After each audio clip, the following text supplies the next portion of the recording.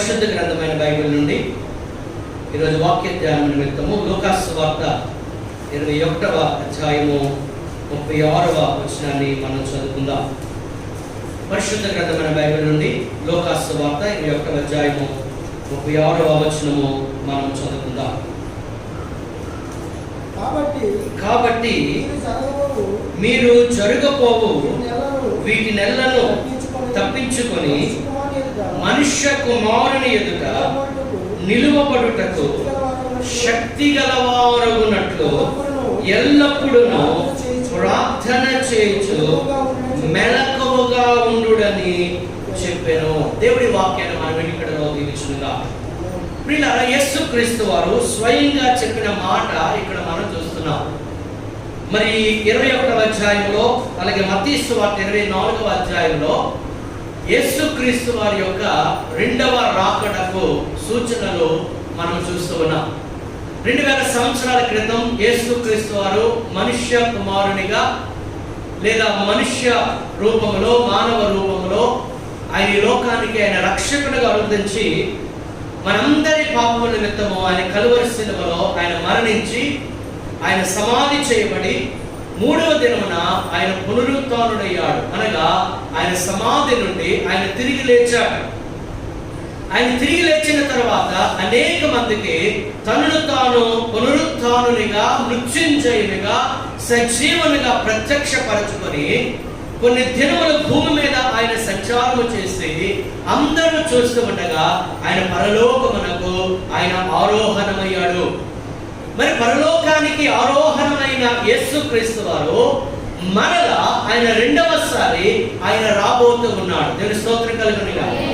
మొదటిసారి ఆయన వచ్చాడు, రెండవసారి ఆయన రాబోతూ ఉన్నాడు. మరి ఈరోజు మనం అందరము కూడా ఆయన రెండవ రాకడ కొరకు మనము సిద్ధపడుచున్నాం. అయితే యేసుక్రీస్తు వారు మధ్యాకాశానికి వచ్చే ఆ సమయంలో మరి ఎలా ఉంటుంది లోకము, భూమి మీద ఎటువంటి కార్యాలు జరుగుతాయి అనే సూచనలు యేసుక్రీస్తు వారి స్వయంగా ఆయన ఇచ్చారు. మరి ఇక్కడ 21వ అధ్యాయంలో అనేకమైన సూచనలు ప్రభు ఇచ్చాడు. ఇదే విషయాలు మత్తయి సువార్తలో కూడా మనము చదువుతున్నాం. మత్తయి సువార్త 24వ అధ్యాయములో కొన్ని విషయాలు మనం గమనించవచ్చు. ఒక ట్రైన్ రావడానికి ముందు మనకి ఏమనబడుతుంది? ట్రైన్ వచ్చినట్లు ఏమనబడుతుంది? శబ్దం వినబడతారు. మనం రైల్వే స్టేషన్కి వెళ్తాము, మనం అక్కడ కొద్దిసేపు ఎక్కడో దగ్గర కూర్చొని ఉంటాము. మనకు సంబంధించిన ట్రైన్ యొక్క శబ్దము మనం విన్నప్పుడు వెంటనే మన లగేజ్ పట్టుకొని ప్లాట్ఫామ్ యొక్కకు మనం వెళ్తాం కదా. వెళ్ళి మన ట్రైన్లో కేటాయించబడిన సీట్లో మనము కూర్చుంటాం కదా. అంటే ట్రైన్ రావడానికి ముందు మనకి ఆ శబ్దము వినబడుతుంది, కోత వినబడతా. అలాగే యేసుక్రీస్తు మధ్యాకాశానికి వచ్చినప్పుడు కొన్ని సూచనలు భూమి మీద జరుగుతాయి అని ప్రభువే స్వయంగా చెప్పాడు. ఆయన ఏమని చెప్పాడు అని అంటే మత్తయి సువార్త 24వ అధ్యాయంలో 5వ వచనం చూస్తే ఆయన వచ్చే సమయానికి భూమి మీద అంట నేనే క్రీస్తునని చెప్పి కొంతమంది పలువురు ఏం చేస్తారంట? మోసపరుస్తారు. ఆయన వచ్చినప్పుడు ఎలా ఉంటుంది లోకం అంటే అనేక మంది అబద్ధ క్రీస్తులు నేనే క్రీస్తుని అని తమను తాము చెప్పుకుంటారట. అంటే వీరెవరు కాదు?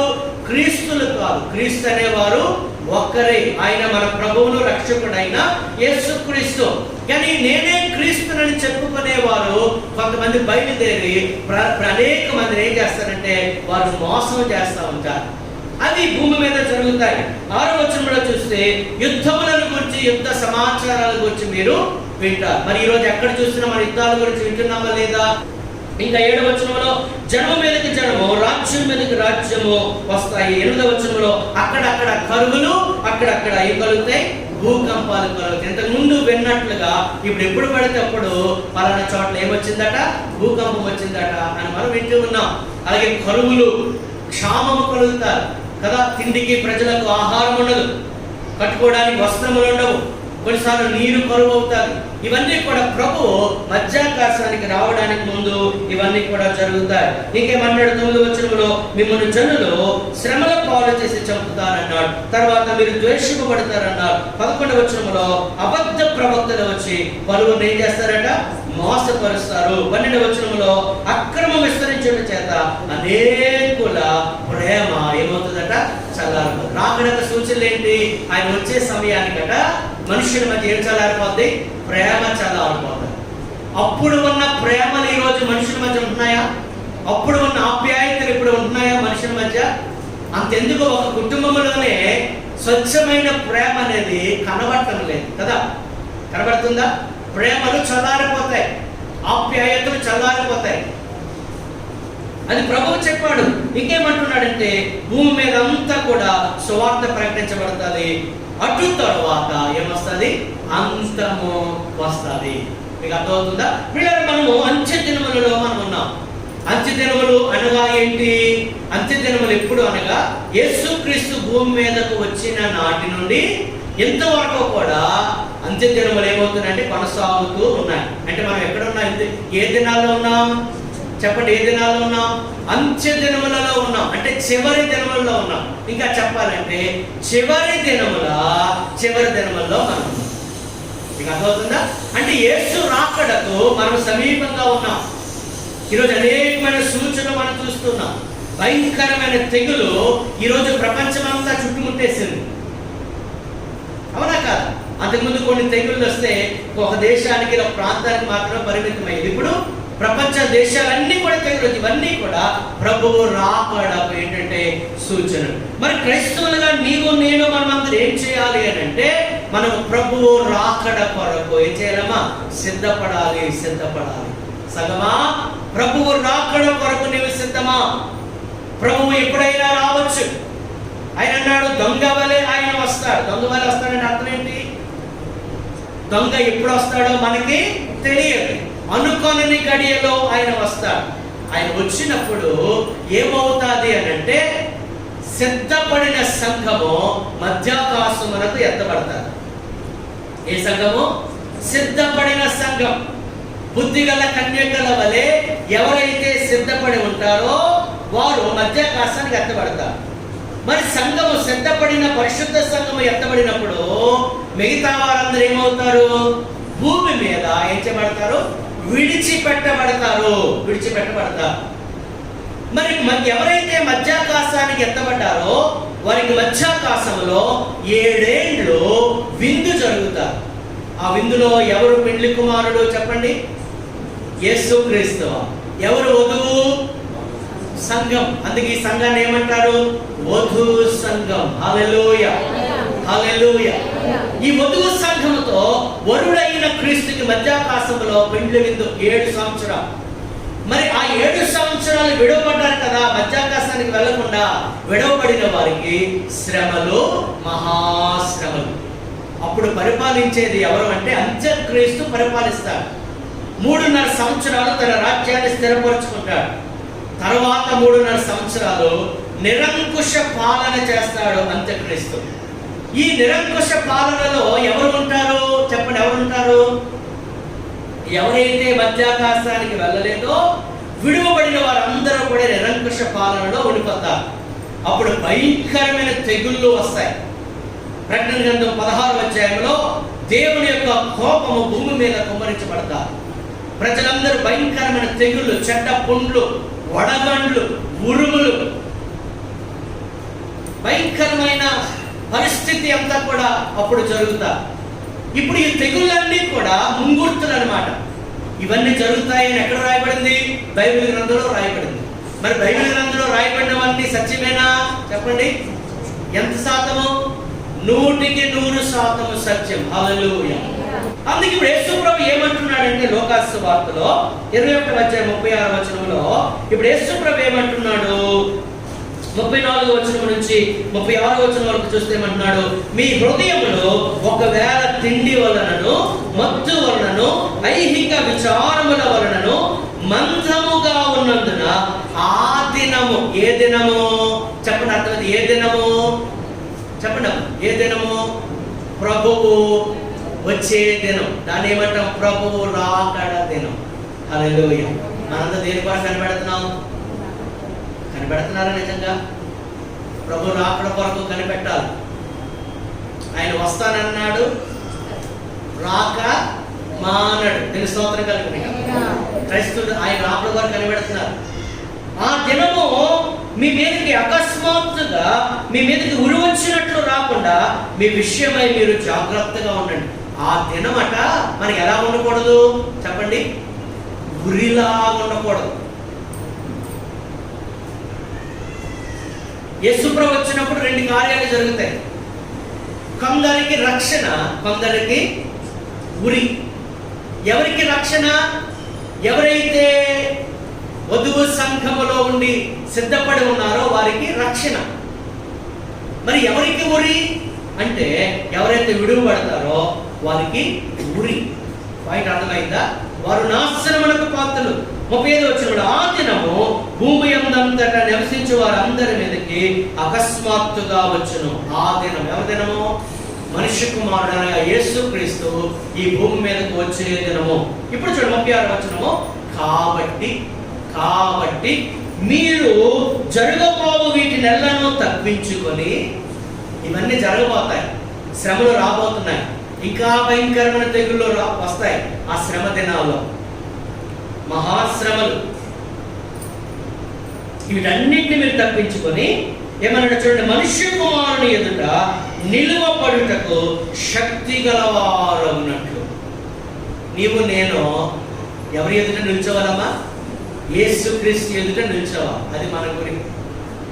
మనుష్య కుమారుని ఎదుట నిలువబడుటకు శక్తి గలవారు అన్నట్లు ఎల్లప్పుడూ ప్రార్థన చేయొచ్చు, మెలకువగా ఉండండి. మెలకువగా ఉండండి. ఆయన ఎప్పుడు వస్తాడో తెలియదు మనకి. ఎప్పుడు మనం ఎలా ఉండాలి? మెలకువగా ఉండాలి. నేను స్తోత్రం కలుగుతాను.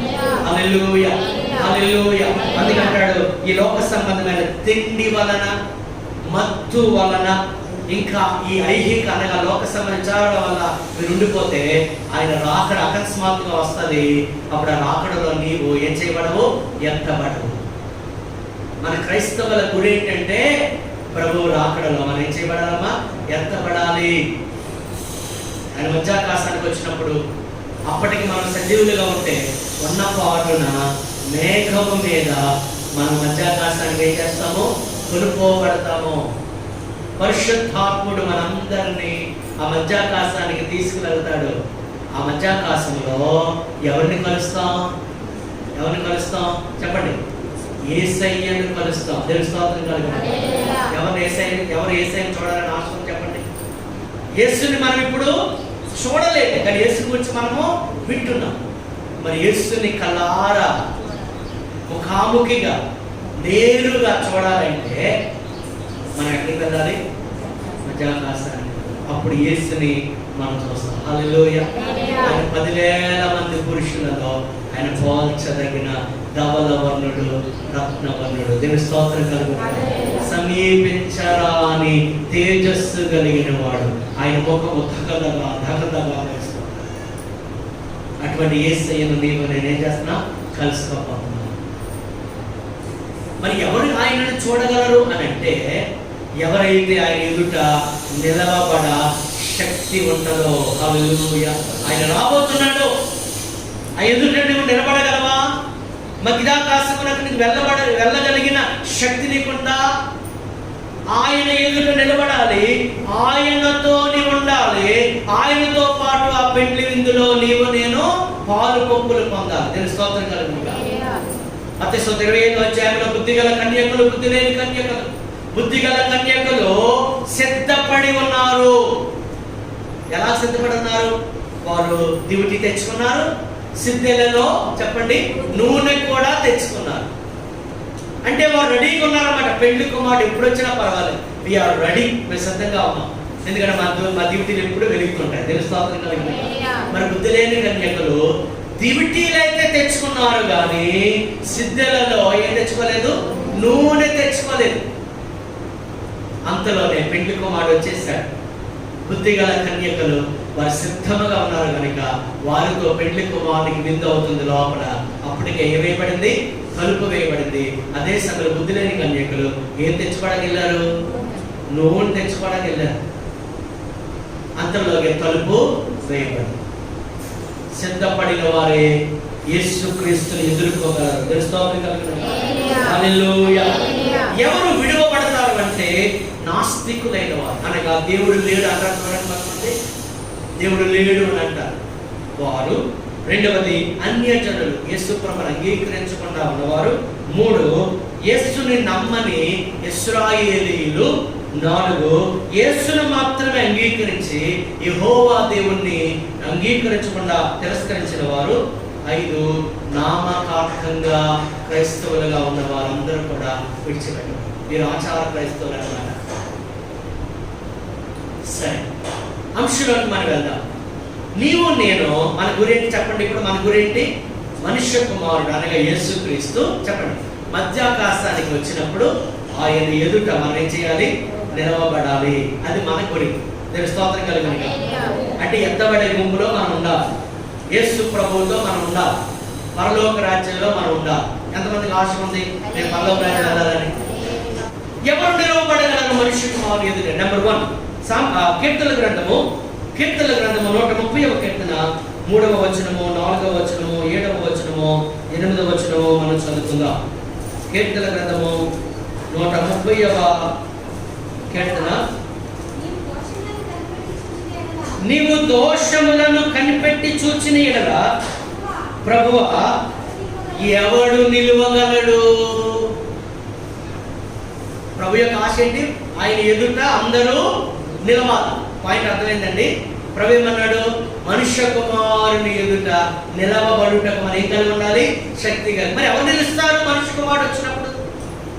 ఎవరు నిలబడగలరు ఆయన ఎదుట? ఎవరు ఎత్తబడగలరు రాకడలో? ఎందుకంటాడు యెహోవా నీవు దోషములను, చూడండి 3వ వచనం, యెహోవా నీవు దోషములను కనిపెట్టి చూచిన ఎడల ప్రభువా ఎవడు నిలవగలడు? అంటే ఆయన పరిశుద్ధుడు కనుక పరిశుద్ధుడైన దేవుని ఎదుట దోషములు చేసిన, పాపములు చేసిన మనుష్యుడు నిలవగలడా? చెప్పండి. నిలవలేడు. ఆయన ఎదుట నిల్చునే శక్తి నీకు లేకపోతే నువ్వేం చేయబడతావు? విడువబడతావు. నీకు పరలోక రాజ్యం ఉండదు. అందుకే ఈ దోషములు కలిగిన అంటాడు యెహోవా నీవు దోషములను కనిపెట్టి చూచిన ఎడల ప్రభువా ఎవడు నిలవగలడు? ఇంకా చదవండమ్మా. అయినను జనులు నీ యందు భయభక్తులు నిలుపునట్లు నీ యొక్క క్షమాపణ దొరుకును. 7వ వచనము, ఇశ్రాయేలు యెహోవా మీద ఆశ పెట్టుకును, యెహోవా యొక్క కృప దొరుకును. ఆయన యొక్క సంపూర్ణ విమోచన దొరుకును. 8వ వచనము, ఇశ్రాయేలు దోషములన్నిటి నుండి ఆయన వారిని విమోచించును. దేవునికి స్తోత్రం కలుగునుగా. ఆయన దోషములను కనిపెట్టి చూస్తే ఎవ్వరు కూడా ఆయన ఎదుట చెప్పండి నిలువబడలేరు. ఎందుకంటే దోషము లేనివాడు ఎవడూ లేడు, పాపము చేయని వారు ఎవరూ లేరు. అందుకే రోమిలికి రాసిన పత్రికలో ఏమంటాడు? నీతిమంతుడు లేడు, ఒక్కడు లేడు, అందరూ దారి తొలగి బొత్తిగా చెడి ఉన్నారు. ఏ భేదము లేదు, అందరూ పాపము చేసి దేవుడు అనుగ్రహించే మహిమను పొందలేకపోతున్నారు. అందుకే మన దోషములతో నిండిన మనము, పాపములతో నిండిన మనము ఆయన ఎదుట ఏం చేయలేము? నిలువబడలేము. కనుక 2000 సంవత్సరాల క్రితము యేసుక్రీస్తు గొర్రె పిల్లగా ఈ లోకానికి ఆయన వచ్చాడు. నేను స్తోత్రం కలిగిన హల్లెలూయా. మరి ఆయన ఎదుట నీవు నిలవబడాలి అని అంటే ఆ గొర్రె పిల్ల రక్తములో నీ పాపములు ఏం చేయబడాలి? కడగబడాలి. నీవు పరిశుద్ధునిగా తీర్చిదిద్దబడాలి. నేను స్తోత్రం కలుగునుగా.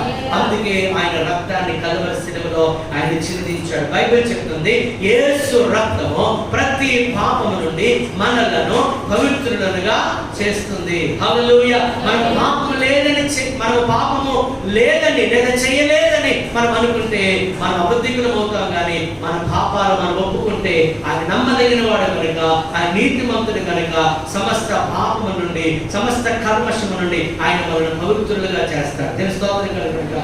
హల్లెలూయా. అంటే ఆయన మన దోషములను కనిపెట్టి చూస్తే ఒక్కడు కూడా ఆయన ఎదుట నిలవబడలేడు. మరి ఎలా? మరి ఆయన ఎదుట నిలవబడాలంటే మన పాపములు ఏం చేయబడాలి? క్షమించబడాలి. ఇప్పుడు చెప్పండి, ఆయన ఎదుట ఎవరు నిలవబడగలరు అని అంటే, ఎవరైతే ఆయన చేత క్షమించబడ్డారో, ఎవరి పాపములు కడుగబడ్డాయో, ఎవరైతే పాపక్షమాపణ పొందారో, ఎవరైతే మారు మనసు పొందారో, ఎవరైతే మారు మనసు పాపక్షమాపణ నిమిత్తము బాప్తిస్మము పొందారో, వారే ఆయన ఎదుట నిలవబడి మధ్యాకాశానికి ఎత్తబడగలరు. దేవుని స్తోత్రం కలుగును. హల్లెలూయా. ప్రకటన గ్రంథం 7:14 చదువుదాం ఒకసారి. ప్రకటన గ్రంథము తొందరగా చదివితే కొన్ని మాటలు నేర్చుకోవచ్చు. ప్రకటన గ్రంథం 7:14.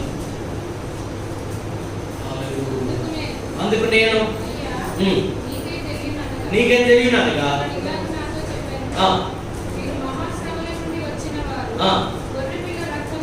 గొర్రె పిల్ల రక్తములో తమ వస్త్రములను ఉదుకుకొని వాటిని తెలుపు చేసుకొని. హల్లెలూయా.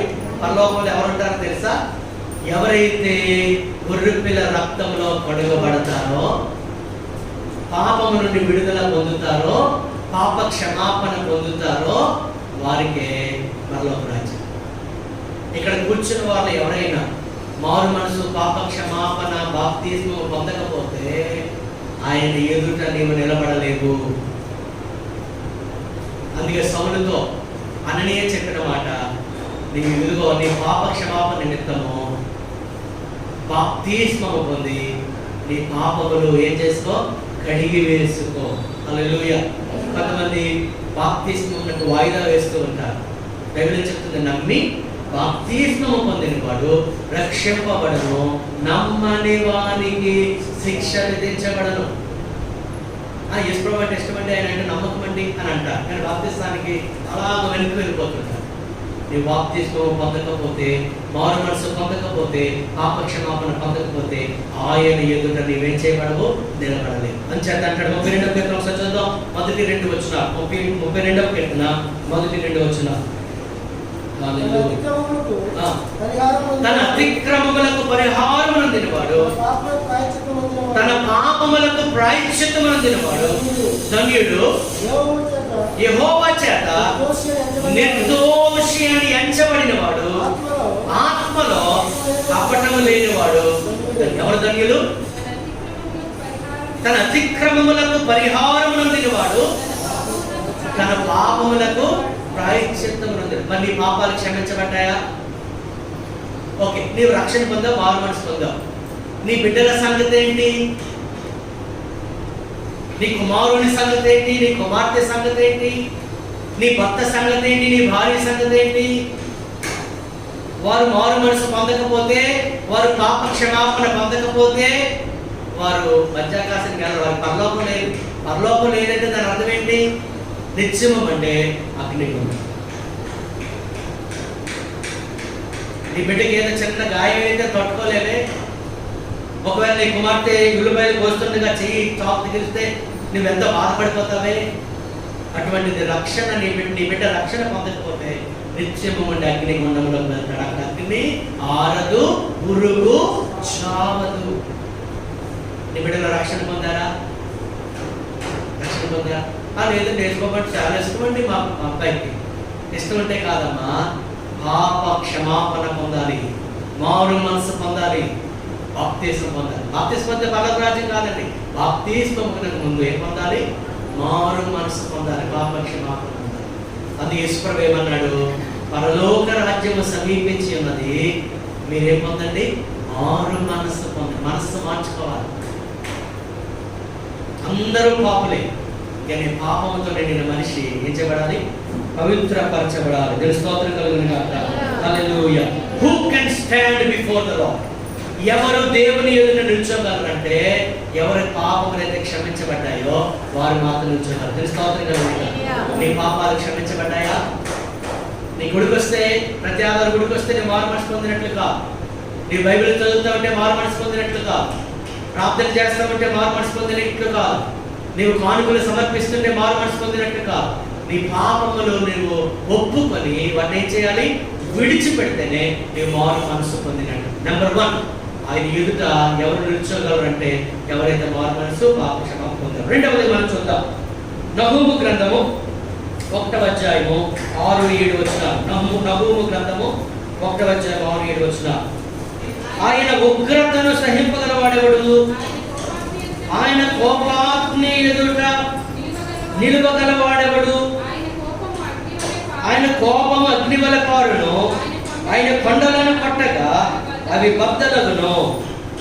యెహోవా ఉత్తముడు, శ్రమ దినమందు ఆయన ఆశ్రయ దుర్గము, తన యందు నమ్మిక ఉంచు వారిని ఆయన ఎరుగును. రెండవది, ఇందాక చెప్పాను కదా, కొంతమందికి ఉరి అది యెహోవా దినము, కొంతమందికి చెప్పండి రక్షణ. దీని స్తోత్రం కలుగుతుంది కదా.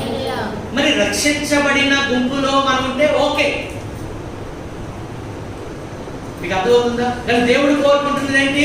మనం అందరము రక్షింపబడిన గుంపులో ఉండాలి. మనం ఎవరు కూడా విడువబడి ఆయన ఉగ్రతకు మనము గురి కాకూడదు.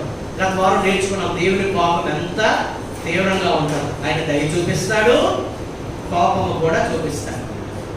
ఆయన ఉగ్రత. మరి ఈరోజు ప్రపంచం అంతా ఏమి ఎదుర్కొంటుంది చెప్పండి?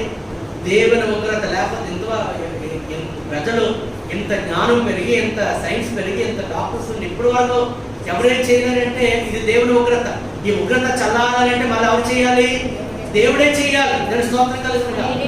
దీన్నే మనం తట్టుకోలేకపోతే ఉగ్రతకు తీవ్రత ఏంటి అని అంటే నిత్యము మండి అగ్నికొండ. అర్థమైందా? సో ఆ ఉగ్రత నుండి నీవు తప్పించబడాలి అని అంటే అక్కడేమన్నాడు?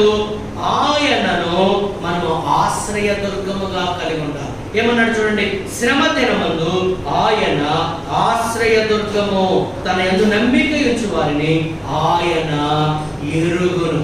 రెండవది, ఎవరు ఆయన ఎదుట నిలబడగలరు అంటే, లేదా ఎవరు పరలోకానికి వెళ్తారు అని అంటే, ఎవరైతే దేవునిని ఆశ్రయముగా కలిగి ఉంటారు. ఎంతమందికి అర్థమైంది? ఎవరైతే దేవుని ఏం కలిగి ఉండాలి? ఆశ్రయముగా కలిగి ఉండాలి. ఆయనను దేవునిగా కలిగి ఉండాలి. ఆయనను ఆశ్రయించాలని కీర్తనాకారుడు అంటాడు, నా దాగు చోటు నీవే. నా దాగు చోటు. దాగు చోటు అంటే ఏంటి? దాక్కునే స్థలం. హల్లెలూయా. పాత నిబంధన కాలంలో ఆశ్రయపురాలు అనేవి ఉండేవి. ఎవరైనా హత్య చేయడానికి వీరు పరిగెత్తుకొని వస్తే వీరు ఆ ఆశ్రయపురంలోకి వెళ్ళి తలదాచుకున్నారు అనుకోండి, వారికి ఇంకా ప్రమాదం జరగదు. తెలుసు స్తోత్రం కలుగుతుంది. రాబోయే ఏ దినాలు అవి? ఉగ్రత దినాలు. ఆ ఉగ్రత దినము నుండి నువ్వు తప్పించబడాలంటే ఆయనను నీవు ఆశ్రయముగా కలిగి ఉండాలి. ఎంతవరకు? మనం మరణించినంత వరకు ఆయన రెక్కల క్రింద ఉండాలి.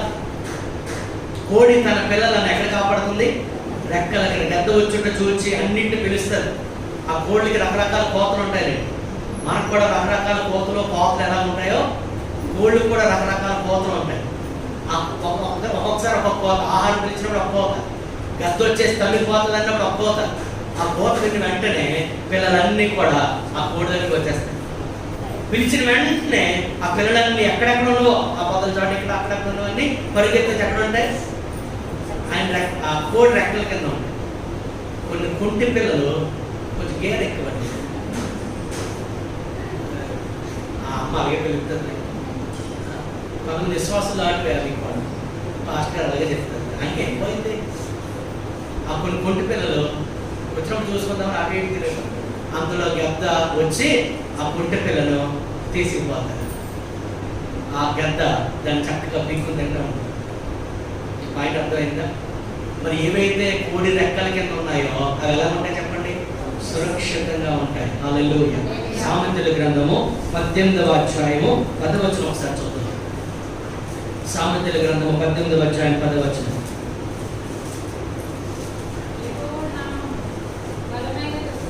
యెహోవా నామము బలమైన దుర్గము, నీతిమంతులు దానిలోనికి లేదా అందులోనికి పరుగెత్తి సురక్షితంగా ఉంటారు. దేవుని స్తోత్రం కలిగినగా.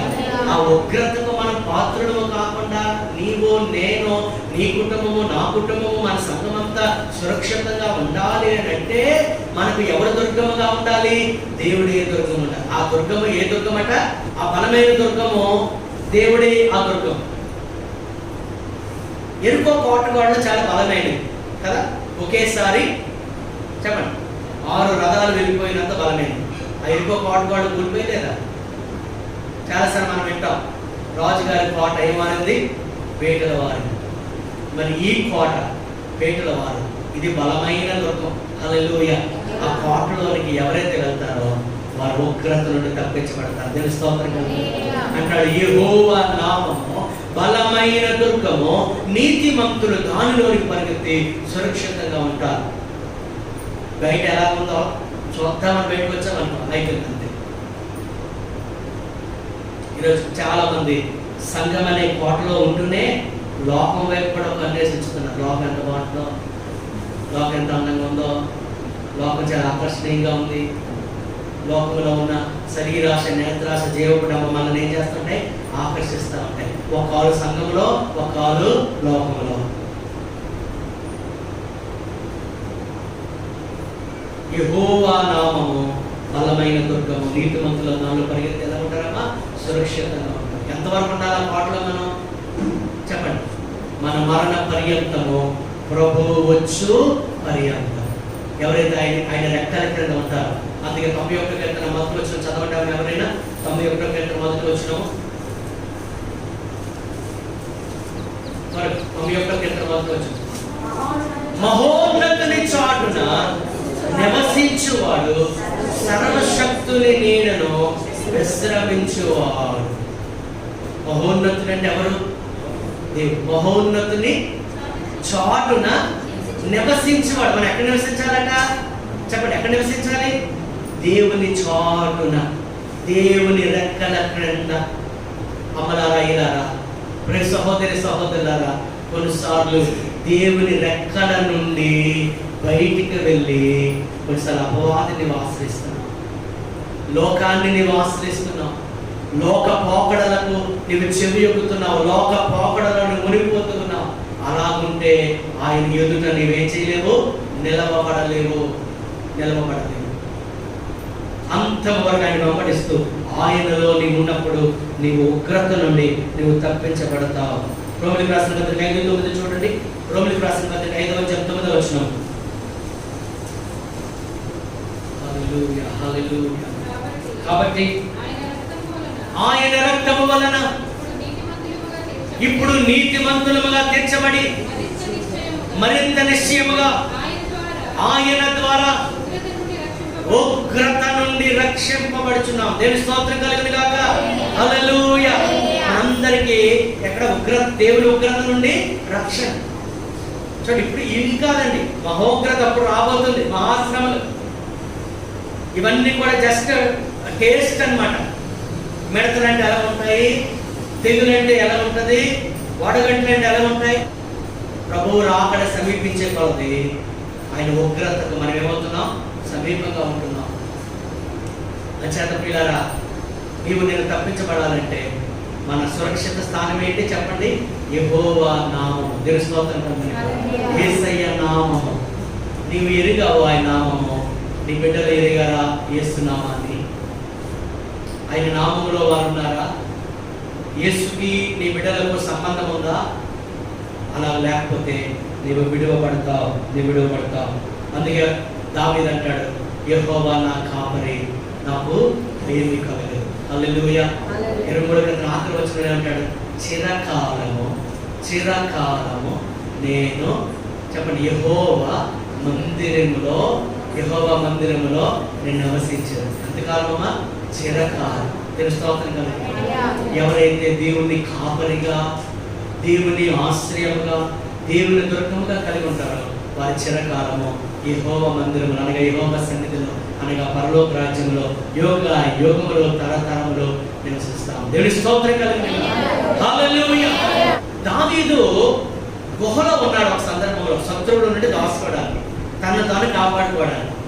గుహలో ఉండి ఏమంటాడు? దేవా, నీవే నా ఆశ్రయ దుర్గం. హల్లెలూయా. ఎక్కడ దాక్కున్నాడు? గుహలో దాక్కుని, ఈ గుహే నాకు ఆశ్రయధరం అనలేదు, ఈ గుహలో నేను టెంపరరీ నేను దాచుకున్నా, నా నిత్య ఆశ్రయ దుర్గము ఎవరివి? నీవే. దేవుని స్తోత్రం కలుగును. ఇలా ఈరోజు చాలా మంది దేవుని ఆశ్రయంగా కలిగి లేరు. ఈ దేవుణ్ణి నమ్మకుండా ఉన్నారు. నమ్మిన వారు కూడా అప్పుడప్పుడు ప్రభువు రెక్కల క్రింద నుంచి లోకంలోకి వెళ్ళిపోతున్నారు. అది నీకు సురక్షితము కాదు. అంతము వరకు ఆయన వెంబడిస్తున్నారు. మూడవదిగా మనం చూద్దాం మలకీ గ్రంథము. మూడవదిగా మనం చూద్దాము మలకీ గ్రంథము 3వ అధ్యాయము 2-3 వచనాలు ఒకసారి చదువుకుందాం. మలకీ గ్రంథము 3వ అధ్యాయము 2-3 వచనాలు. అయితే ఆయన వచ్చు దినమును ఎవరు సహింపగలరు? ఆయన అగ్గుపడగా ఎవరు ఓర్వగలరు? ఆయన కంసాలి అగ్ని వంటి వాడు, చాకిలి వాని సబ్బు వంటి వాడు, వెండిని శోధించి నిర్మలం చేయువాడైనట్లు కూర్చుని ఉండును. లేవీయులు నీతిని అనుసరించి యెహోవాకు నైవేద్యములు చేయనట్లు వెండి బంగారములను నిర్మలము చేయు రీతిని ఆయన వారిని నిర్మలులను చేయను. 2వ వచనంలో ఏమన్నాడు? ఆయన వచ్చు దినమును ఎవరు సహింపగలరు? ఆయన అగ్గుపడగా ఎవరు ఓర్వగలరు? ఇంగ్లీష్ బైబిల్ అద్భుతంగా who shall stand when he appears. ఆయన ప్రత్యక్షమైనప్పుడు ఎవరు నిలువగలరు ఆయన ఎదుట? హల్లెలూయా. యేసు ప్రభు ఆయన మధ్యాకాశంలో ఏమవుతాడు చెప్పండి? ప్రత్యక్షమవుతాడు. ఆయన ప్రత్యక్షమైనప్పుడు ఎవడు నిలవగలడు ఆయన ఎదుట? ఆయన పరిశుద్ధుడు, ఆయన మహోన్నతుడు, ఆయన సర్వశక్తిమంతుడు, ఆయన సమీపించరాని తేజస్సు కలిగిన వాడు, ఆయన ప్రకాశమానుడు, ఆయన పరిపూర్ణుడు. ఆయన ఎదుట మనం నిలబడగలమా? ఎవరు నిలబడగలరు ఆయన ఎదుట అనగా అదే వచ్చి అంటాడు, ఎవరు నిలబడగలరు అంటే నిర్మలులైనవా. ఎవరు చెప్పండి? నిర్మలులైనవా. నిర్మలులు అంటే ఎవరు? మలినము లేనివారు. మలినము లేనివారు అంటే ఎవరు? పాపము లేనివారు, పరిశుద్ధముగా ఉన్నవారు మాత్రమే ఆయన ఎదుట నిలబడగలరు. అందుకే ఎఫెసీ పత్రిక 5వ అధ్యాయంలో చదివితే సంఘాన్ని ఆయన ఏం చేస్తున్నాడమ్మా? సిద్ధపరుస్తున్నాడు. అందుకే అంటాడు, కలంకమైనను ముడతైనను అట్టిది మరి ఏదైనాను లేక ఉండినట్లు సంఘమును ఆయన ఉదక స్నానం చేత ఏం చేస్తున్నాడమ్మా? పవిత్రపరుస్తున్నాడు. నువ్వు ఎందుకు సంఘంలో ఉండాలి తెలుసా? నువ్వేం చేయబడాలి? పవిత్రపరచబడాలి. సేవకులు ఏం చేస్తున్నారు తెలుసా? వాక్యం చేత నేను ఏం చేస్తున్నారు? పవిత్రపరుస్తున్నాను. ఈ కరోనా టైంలో అందరూ ఏం వాడుతున్నాం? అది ఎలా మామూలు కూడా నేర్పించాము. ఎలా చేసుకోవాలి? ఇష్టమైన వెళ్ళగలిస్తే కాదు. ఎక్కడ ఉండదు కరోనా మనకు తెలియదు, వైరస్ కదా. ఇదేంటిది? పరిశుభ్రత. ఇదేంటిది? పరిశుభ్రత. కానీ ప్రభువుకి కావలసింది పరిశుభ్రత కాదు, ప్రభువుకి కావలసింది పరిశుద్ధత. పరిశుభ్రత బయట రోజుకి 3 సార్లు స్నానం, చేతికి శానిటైజరు, సబ్బుతో కడుక్కోవడం, కాలు కడుక్కోవడం, బయటకు వెళ్తే 3 సార్లు స్నానం చేయడం కదా. ఇవన్నీ బయట. పరిశుభ్రత కాదు, పరిశుద్ధత. ఈ పరిశుభ్రత లేకపోతే ఒంటికి వైరస్ వస్తుంది, అనారోగ్యం వస్తుంది. వాటి అర్థమైందా? ఈ పరిశుద్ధత, అంతరంగము పరిశుద్ధంగా లేకపోతే నీకు పరలోక రాజ్యం రాదు. అందుకంటే పరిశుద్ధత లేకుండా ఎవడును ప్రభువుని చూడలేడు. ప్రభువే చెప్పాడండి, ధన్యతలో హృదయ శుద్ధి గల వారు ధన్యులు, వారు దేవుని చూచెదరు. శానిటైజర్తో చక్కగా చేతులు శుభ్రం చేసుకుంటాం, కానీ నీ హృదయము శుభ్రముగా ఉందా? నీ హృదయము పరిశుద్ధముగా ఉందా? నీ హృదయము పవిత్రంగా ఉందా? నీ హృదయంలో అసూయ ఉంటే, నీ హృదయంలో మత్సరం ఉంటే, నీ హృదయంలో అపవిత్రత ఉంటే, నీ హృదయంలో మోహము ఉంటే, నీ హృదయంలో కక్ష ఉంటే, నీ హృదయంలో ఎటువంటి చెడుతనం ఉన్నా నీవు పరలోక రాజ్యానికి వెళ్ళవు, నీవు మోక్షానికి వెళ్ళలేవు. అందుకే ప్రకటన గ్రంథం 21వ అధ్యాయం 27వ వచనం ఒకసారి చూడండి. ప్రకటన గ్రంథము 21వ అధ్యాయం 27వ వచనం చదువుదాం. గొర్రె పిల్ల యొక్క జీవ గ్రంథమందు రాయబడిన వారే దానిలో ప్రవేశింతురు. జాగ్రత్తగా కానీ చూడండి, నిషిద్ధమైనది ఏదైనను, అసహ్యమైన దానిని, అబద్ధమైన దానిని, అబద్ధమైన దానిని జరిగించువాడైనను దానిలోనికి ప్రవేశించడు. పరలోక రాజ్యానికి ఎవరు వెళ్తారు? ఈ 3 పనులు చేసిన వారు పరలోక రాజ్యం. ఒకటి చెప్పండి, నిషిద్ధమైనది. ఒకటి అసహ్యమైనది కదా. ఒకటి అసహ్యమైన కార్యాలు. అసహ్యమైన కార్యాలు దేవునికి అసహ్యం పుట్టించేవి. మద్యపానం దేవునికి అసహ్యం పుట్టిస్తుంది. ధూమపానం అసహ్యం పుట్టించేది. వ్యభిచారం, అక్రమ లైంగిక సంబంధం, అక్రమ సంబంధం, సొంత భర్తతో సొంత భార్యతో కాకుండా మరి ఒకరితో అక్రమ సంబంధములు కలిగి ఉండుట అది అపవిత్రత. దేవుడు దానిని నిషేధించాడు. అసహ్యమైనది, నిషిద్ధమైనది, అబద్ధమైనది. ఎవరొస్తున్నారా? మీ ఫోన్లో అపవిత్రమైన ఉండకూడదు, అపవిత్రమైన చాటింగ్ ఉండకూడదు, అపవిత్రమైన దృశ్యాలు మీ ఫోన్లో చూడకూడదు. మీరు అపవిత్రమైనవి జరిగిస్తే పరలోక రాజ్యం వెళ్ళరు. ఇక అక్కడ మొహమాటాలు ఏమీ లేవు.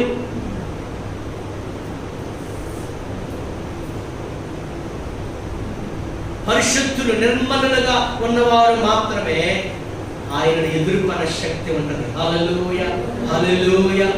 స్తోత్రం కలుగును గాక. హల్లెలూయా. పేతురు రాసిన 2వ పత్రిక 3వ అధ్యాయం 11, 12, 14 వచనాలు చదువుకుందాం. పేతురు రాసిన 2వ పత్రిక, పేతురు రాసిన 2వ పత్రిక 3వ అధ్యాయము 11, 12, 14 వచనాలు చదువుకుందాం.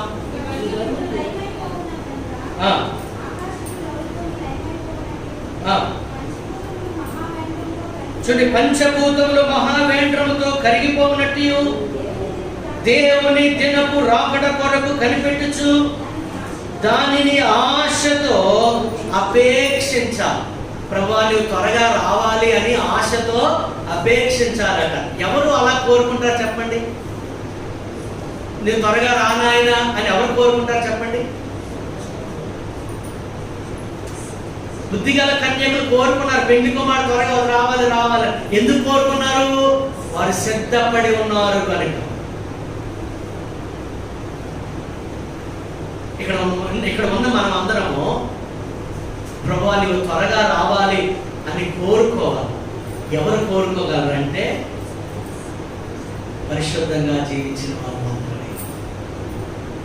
అపవిత్రత కలిగిన వారు, అపవిత్రమైన సంబంధములు, నిషిద్ధమైనది చేస్తూ, అసహ్యమైన పనులు చేస్తూ, అసహ్యకారులు జరిగిస్తూ ఇంకా సిద్ధపడని వారు ఇంకా కొంచెం ఆగితే బాగుంది ప్రభు, ఎందుకంటే నేను ఇంకా ఏం చేయాలి? పిల్లరా, ప్రభువు రాకడ సమీపంగా ఉంది. సేవకుల ద్వారా దేవుడు హెచ్చరిస్తూ ఉన్నాడు. ఒకరోజు వస్తుంది, అయ్యా నాకు వాక్యం చెప్పండి అని సేవకుల యొద్దకు వెళ్ళిన నీకు వాక్యం చెప్పలేని పరిస్థితి. అందుకే సమయం ఉండగానే దేవుని మాటలు వింటూ మనం ఏం చేయాలి? పవిత్రపరచుకుంటూ ఉండాలి. దేవుని స్తోత్రం కలుగును గాక. హల్లెలూయా, హల్లెలూయా. దేవుని దినపు రాకడ కొరకు కనిపెట్టుచు దానిని ఆశతో అపేక్షించుచు మీరు పరిశుద్ధమైన ప్రవర్తనతోనూ, చదవడమా, భక్తితోనూ ఎంతో జాగ్రత్త గలవారై ఉన్నారు. రక్షణ పొందేశాను, బాప్తిస్మం పొందేశాను, ఇష్టం విడిగా ఉంటే మొదలు. కొంతమంది యవనస్తుల స్టేటస్ చూస్తే మీరు రక్షణ పొందిన వారా అన్నిలా అని అనిపిస్తారు. కొంతమంది సినిమా పాటలు టిక్ టాక్ లో పెట్టుకుంటా ఉంటారు, అపవిత్రమైన సంభాషణ స్టేటస్ లో పెట్టుకుంటా ఉంటారు. కొన్ని మీ స్టేటస్ నేర్చుకోవడానికి ఎవరితో వస్తారు? మన స్టేటస్ అంటే మన స్థితి ఏంటి ఎవరికి తెలుసు? హృదయ రహస్యములకు దేవునికి తెలుసు. అందుకంటాడు ఎంతో జాగ్రత్త గలవారై ఉండాలి, ఎంతో జాగ్రత్త గలవారు ఉండాలి. ఎలాగా? పరిశుద్ధమైన ప్రవర్తనతోనూ భక్తితోనూ ఎంతో జాగ్రత్త గలవారై ఉండాలి. పరిశుద్ధమైన ప్రవర్తన, నీ మాటలు, నీ తలంపులు, నీ ఆలోచన, నీ చూపులు, నీ నడతలు అన్నీ. సిసి కెమెరా ఉంది కదా, సిసి కెమెరా లేదు, సిసి కెమెరాలు ఉన్నాయి. అక్కడ ఉందని తెలిసిన వెంటనే అందరూ ఏం చేస్తారు? చదువుకుంటారు. ట్రిపుల్స్ వెళ్ళిన వాళ్ళు వెంటనే దిగిపోతారు, ఎందుకంటే సీసీ కెమెరాలో క్యాప్చర్ అయిపోతుంది. అవునే కాదు? ఆ మధ్యలో ఎవరో నేను ఇటు వెళ్తున్నాను, నేను మాస్క్ పెట్టుకున్నాను, నా పక్కన పోలీసు మ్యాన్ వెళ్తున్నారు, పక్క ఇద్దరు వస్తున్నారు, వాళ్ళు మాస్క్ పెట్టుకోవాలి. ఈ పోలీసు మ్యాన్ చూసుకుని వెంటనే తీరుతున్నాడు మాస్క్. మాస్క్ ఎవరి కోసం? పోలీసు వాడి కోసం. అంటే వారికి భయపడి అంటే మార్చిపెట్టాలి. మనుషులంటే అధికారులకు ఎంత భయపడుతున్నప్పుడు దేవునికి మనం ఎంత భయపడి ఎల్లప్పుడూ పరిశుద్ధంగా మనం జీవించాలి. క్రైస్తవ్యం అంటే ఆటలు కాదు, ఆషామాషి కాదు. నేను ఎప్పుడో రక్షణ పొందేసాను, ఎలా ఉన్నా పర్లేదు, తాగుతాను, తిరుగుతాను, తింటాను అంటే కుదరదు. అనుదినము మన పరిశుద్ధతను కాపాడుకుంటూ పవిత్రంగా జీవించాలి. మనం పరిశుద్ధంగా ఉన్నావా? నీ ఒంటరిగా ఉన్నప్పుడు ఏం ఆలోచిస్తున్నావు? నువ్వెవరితో సంభాషిస్తున్నావు? ఏమి సంభాషిస్తున్నావు? ఏమి చూస్తున్నావు? ఎక్కడికి వెళ్తున్నావు? నువ్వు ఎక్కడికి వెళ్తున్నావో నీ భార్యకు తెలియకపోవచ్చు. ఎక్కడికి వెళ్ళి ఏం చేస్తున్నావో నీ భర్తకు తెలియకపోవచ్చు. ఎక్కడికి వెళ్ళి ఏం చేస్తున్నావో నీ తల్లిదండ్రులకు తెలియకపోవచ్చు. But God is watching everything and everyone. ఆయన ప్రతి ఒక్కరు ఏం చేస్తున్నాడు? చూస్తున్నాడు. ఆయన ఒకరోజు తీర్పు తీరుస్తున్నాడు. ఆ ఉగ్రతను నువ్వు తట్టుకోలేవు. ఆయన ఎదుట నిలబడాలంటే ఏముండాలి? మనకి నిలబడే ధైర్యం ఉండాలి. హల్లెలూయా. ఎవరు ధైర్యంగా ఉండగలరు ఆయన ఎదుట? నిష్కల్మషులు, నీతిగా బ్రతికిన వారు, పవిత్రంగా ఉన్నవారు, పరిశుద్ధంగా ఉన్నవారు. నిన్ను ఇతరులు నిర్దోష అనొచ్చు. నీ దృష్టిలో, నీ భార్య దృష్టిలో మంచోడుగా, నీ భర్త దృష్టిలో మంచోడుగా, తల్లిదండ్రుల దృష్టిలో మన బంగారం. ఎవరు? నా పిల్లడు బంగారమే. నీవు నిర్దోషమే, కానీ ఎవరు నిర్దోషం అనాలి? వాళ్ళు ఏం చేస్తున్నారు నీకు తెలియదు కాబట్టి నీ దృష్టిలో బంగారమే, కానీ పైన అంతా వస్తున్నాడు. అది అంటాడు పరిశుద్ధమైన పవిత్రమైన భక్తితో ఎంతో జాగ్రత్త కలవారు ఉండాలి. ఇక 11వ వచ్చి 12 వచ్చి 14 వచ్చి కూడా చదువుతాము. ప్రియులారా, వీటి కొరకు మీరు కనిపెట్టిన వారు కనుక శాంతము గలవారే, ఆయన దృష్టికి నిష్కలంకులుగాను నిందారహితులుగాను కనబడునట్లు జాగ్రత్త పడండి. ఆయన ఎదుట మీరు నిలబడినట్లు, శక్తి కలవారినట్లు మెలకువగా ఉండి ఎల్లప్పుడూ ప్రార్థన చేయడానికి కదా. ఎల్లప్పుడూ ప్రార్థన చేయించు. ఎలా ఉండాలి? మెలకువగా ఉన్నావా? ఆయన ఇప్పుడు వస్తాడు తెలియదమ్మా. ఆయన రావడానికి ముందు లేదా నీవు పోవడానికి ముందు ఎల్లప్పుడూ నీకు సిద్ధపరచు. అందుకంటాడు కొరింథీ రాసిన 11 అధ్యాయంలో, తన్ను తాను విమర్శించుకునే వాడు దేవుని తీర్పులోనికి రాడు. దీని స్తోత్రం కలుగును. అనుదినము నీవు, నేను, మనందరం కూడా రోజు మనం ఏం చేయాలి? విమర్శించుకోవాలి. నేను పవిత్రంగా ఉన్నానో లేదో, ఎక్కడైనా అనుకోండి మాట అన్నానేమో, చేయకుండా పని చేస్తానేమో, వెళ్ళకుండా స్థలానికి వెళ్ళానేమో, ఇవి ఏదైనా అపవిత్రత నాలో ఉందేమో అని ఎప్పుడప్పుడు పరిశీలన చేసుకుంటే ఆయన ఎప్పుడు వచ్చినా మనం వెళ్ళిపోగలరు. దీని స్తోత్రం కలుగును. హల్లెలూయా. రెడీగా ఉన్నవారు చెప్పండి. ఇంటర్వ్యూకి సిద్ధంగా ఉన్నవారు ఎప్పుడు ఇంటర్వ్యూకి రమ్మన్నా చెప్పండి, వెళ్ళిపోరు. ప్రభు రావడానికి సిద్ధంగా ఉన్నవారు ఆయన ఇప్పుడు వచ్చినా అలా చెప్పగలమా? పరిశుద్ధులుగా జీవిస్తున్నాము, ఒకసారి రక్షణ పొందాము, నీతిమంతులుగా తీర్చబడుతూ ఉన్నాము. ఇప్పుడు కూడా మనం ఎలా ఉండాలి? పరిశుద్ధులుగానే ఉండాలి. హల్లెలూయా. ఎవరు పెట్టారా? ఎవరో చూడనప్పుడు నువ్వు ఎటువంటి దృశ్యాలు చూస్తున్నావు? నువ్వేం చేస్తున్నావు? అంతా దేవుడు చూస్తున్నావు. నువ్వు ఎత్తబడే గుంపులో ఉండి ఆయన ఎదురు ధైర్యంగా నిలబడగలవా? లేకపోతే విడువబడి దేవుని ఉగ్రతను నువ్వు భరిస్తావు? భరించలేము. ఆయన ఉగ్రతను అంచేత సిద్ధపడదాం. ఒక మాట చెప్పి ముగిస్తాను. 6 లక్షల మంది బయలుదేరారండి. ఎక్కడికి? కనాను దేశానికి. లెఫ్ట్ రైట్ బయలుదేరారు. ఎక్కడికి వెళ్ళిపోతారట? ఎక్కడికి? కనాను దేశానికి. ఎంతమంది వెళ్ళారు కనాను దేశానికి? చెప్పండి అమ్మా. ఎంతమంది బయలుదేరారు? 6 లక్షల మంది. ఈ మాట మధ్యలో వారు శోధకుని చేత లేదా శోధకునికి చోటిచ్చి అరణ్యము మధ్యలో ఏమైపోయారట? మన ప్రయాణం ఎక్కడికి? పరమకణానికి. ఎక్కడికి? చెడి మధ్యలో వలస కార్మికులు ఎంత ఆరాటపడ్డారు. వారు ఆరాటం అంతా ఏంటి చెప్పండి? వారు ఆరాటం అంతా ఏంటి? మా ఇంటికి వెళ్ళిపోవాలి. హల్లెలూయా. క్రైస్తవులు కూడా అలాగే ఉంటారు. నేను మా ఇంటికి వెళ్ళిపోవాలి. హల్లెలూయా. మన ఇల్లు ఎక్కడ? మన ఇల్లు ఎక్కడ?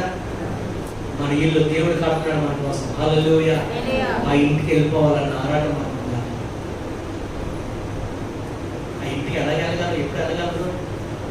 ఈ మార్గ మధ్యలో శోధకుని యొక్క శోధనలో పడిపోకుండా, పాపములో పడిపోకుండా, లోకములో పడిపోకుండా పవిత్రంగా ఎవరైతే జీవిస్తూ అంతము వరకు ఆయన ఆశ్రయదుర్గముగా కలిగి